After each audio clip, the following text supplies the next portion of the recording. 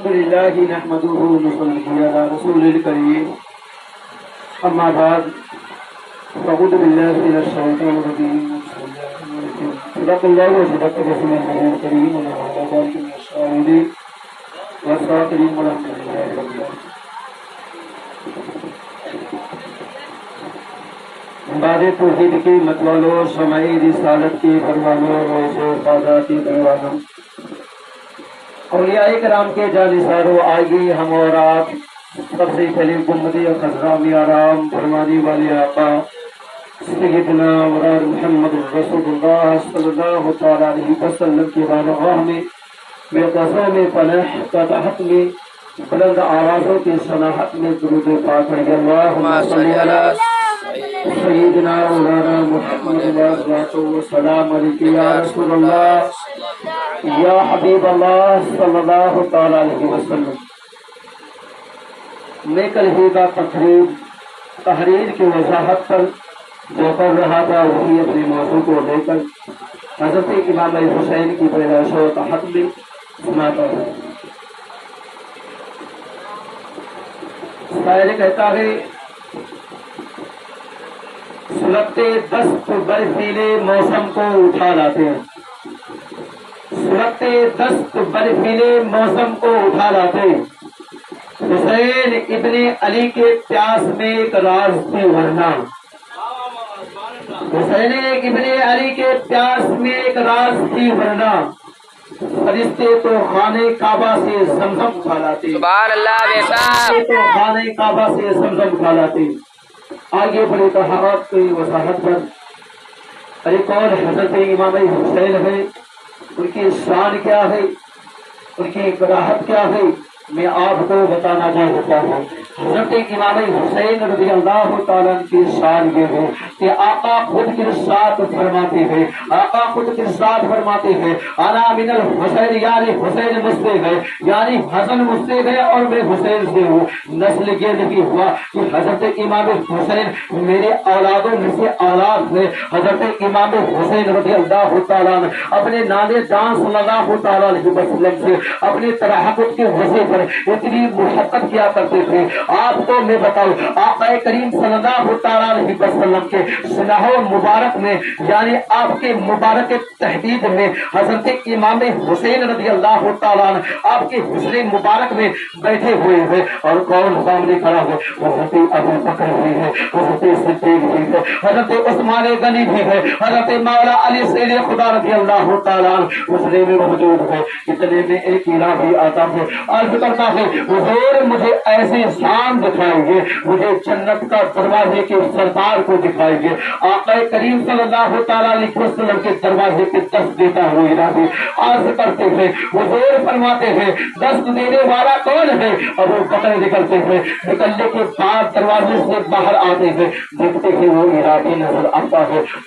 جناب سے پوچھتے ہیں آپ کو کس سے ملاقات فرماتے ہیں، آپ کو کس کی تحقیق میں بلاتے ہیں؟ آقا کریم صلی اللہ تعالیٰ علیہ وسلم فرماتے ہیں اسے کس چیز کی حاجت ہے؟ تو یہ ارادی کرتا ہے ابو بکر سے ملاقات فرماتا ہے، کہتا ہے مجھے ایسی شخصیتوں سے مجھے بلائیے کہ جو جنت کا دروازے کا سردار ہے. تو آقا کریم صلی اللہ تعالیٰ علیہ وسلم رؤوف الرحیم کے بارگاہ میں حضرت ابو بکر صدیق آتے ہیں، عرض کرتے ہیں حضور کون شخص ہے؟ وہ گرابی ہے، کہنے آیا ہے کہ میں دیکھنے آیا ہوں، جنت کے سردار کو دیکھنے کے لیے آیا ہوں. تو آقا کریم صلی اللہ تعالیٰ علیہ وسلم کہتے ہیں اس کو بلاؤ. حضرے میں حضرت ابو بکر صدیق رضی اللہ تعالیٰ جاتے تھے، اس شخص کو بلاتے ہیں، حضرے میں آتا ہے. آنے کے بعد حضور فرماتے ہیں حضور کے اپنے ہاتھوں میں لیتا ہے، ہاتھوں کو بوسا کرتا ہے، سلام و قطعات کرتا ہے. سلام اتنے میں ظہر کا وقت ہو جاتا ہے.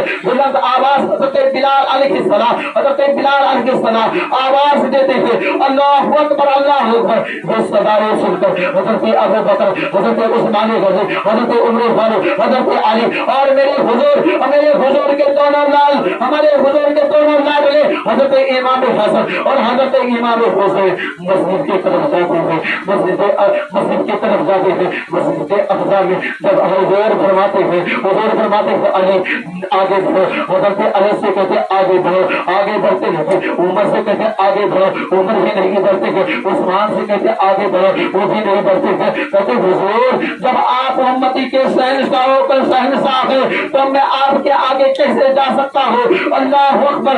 और हजरत अबू बकर सिद्दीक हुजूर के दस्त को पकड़कर आगे बढ़ाते हुए हुजूर जब मुसल्ले पे खड़े होते हैं, ज़ोहर का वक्त को मुकाता फरमाते हैं, ज़ोहर का वक्त ज़ोहर की नमाज को अदा करते हैं, अदा करने के बाद जब वो मस्जिद में आते हैं लेकिन अब कहता हुजूर अब बड़ी तादाद हो गई, मेरी माँ इंतजार कर रही हो, मैं आपको बता आपके पूछने के लिए आया हूँ कौन है जन्नत का सरदार? हुजूर फरमाते थे हुजूर को दिखाना था, हजरत अबू बकर को भी बता सकते थे ये जन्नत का सरदार है, हजरत उस्मान गनी को भी बता सकते थे ये जन्नत का सरदार है, हजरत मौला अली शेर खुदा रज़ी अल्लाह तआला को बता सकते थे ये जन्नत का सरदार है। लेकिन रहे मेरे मुसलमानों जरा गौर करो, सोचो दिखाना था, हजरत इमाम हुसैन को बुलाए और कहते गए देखो दुनिया वाले ये जन्नत का सरदार को देख लगे हजरत इमाम हुसैन।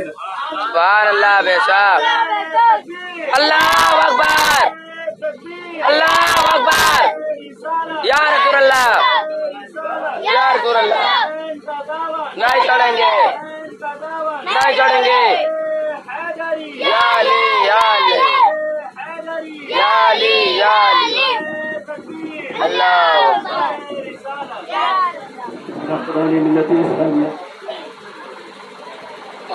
मिल्लत इस्लामिया जब आका करीम सल्लल्लाहु तआला अलैहि वसल्लम हजरत अबू बकर को भी नहीं बताए, हजरत उमर को भी नहीं बनाए, हजरत उमर उस्मान को भी नहीं बनाए और बताए और ना हजरत अली को बताए, उसमें चुने तो हजरत इमाम हुसैन को चुने, उसमें चुने तो हजरत इमाम हुसैन को चुने। अल्लाह अल्लाह मेरे मुसलमानों जरा गौर करो और सोचो हजरत इमाम हुसैन से मेरे हुजूर कितना मोहब्बत फरमाते हैं। और हदीस शरीफ में आता है कि आका करीम सल्लल्लाहु तआला अलैहि वसल्लम का दौराने इल्म का था, वो पढ़ने था। और मेरे दोस्तों जरा गौर करो और सोचो आका करीम सल्लल्लाहु तआला अलैहि वसल्लम अपने दिल से ज्यादा, दिल के टुकड़े को ज्यादा हजरत अबू बकर को और हजरत अबू बकर को इतना नहीं मानते थे लेकिन इतना नहीं मानते थे। मैं आपको बताऊं आका करीम सल्लल्लाहु तआला अलैहि वसल्लम रहे अपने जान से ज्यादा हजरत इमाम हुसैन से मोहब्बत किया करते थे। तो जिसके तौर में हदीस में भी है अना कल्बुल वला तअल्लल्लाह की मिंबार तक़ल्ला भी यासीर। ए मेरे मुसलमानों जरा गौर करो सोचो आका फरमाता है जिसने हुसैन से मोहब्बत किया उससे मैं गोया की हमने मोहब्बत किया, जिसने हुसैन से मोहब्बत किया उसने हुजूर मोहब्बत किया। हुजूर मोहब्बत करेंगे तो अल्लाह तबारक व तआला उस शख्स से मोहब्बत करेगा।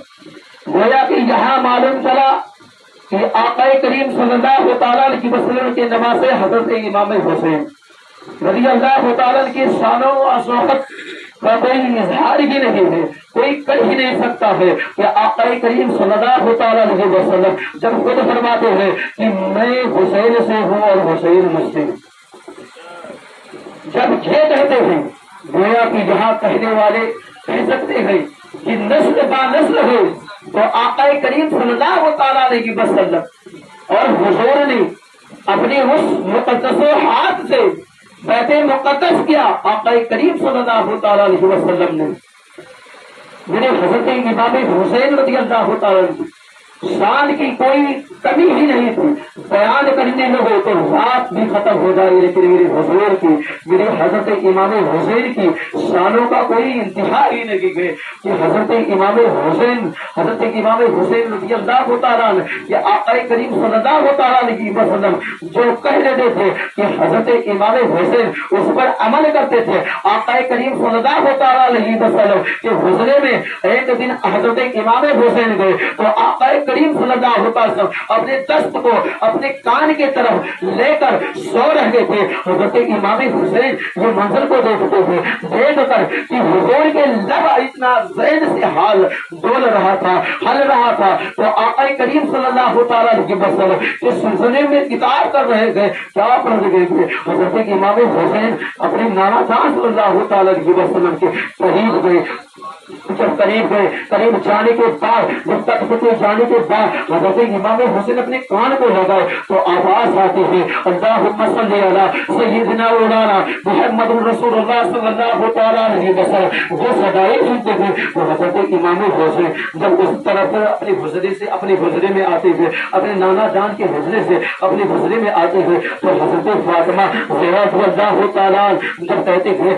بیٹا تو کہاں گیا تھا تو حضرت فاطمہ رضی اللہ تعالیٰ حضرت اپنے نماز حضرت امام حسین عرض کرتے تھے میں نانا جان صلی اللہ تعالیٰ علیہ وسلم کے حجرے میں گیا تھا تو میں نے دیکھا کہ نانا جان صلی اللہ تعالیٰ علیہ وسلم سو رہے تھے تو ان کے لبوں سے محمد رسول اللہ صلی اللہ تعالیٰ علیہ وسلم کے لبوں کو جوڑتے دیکھا.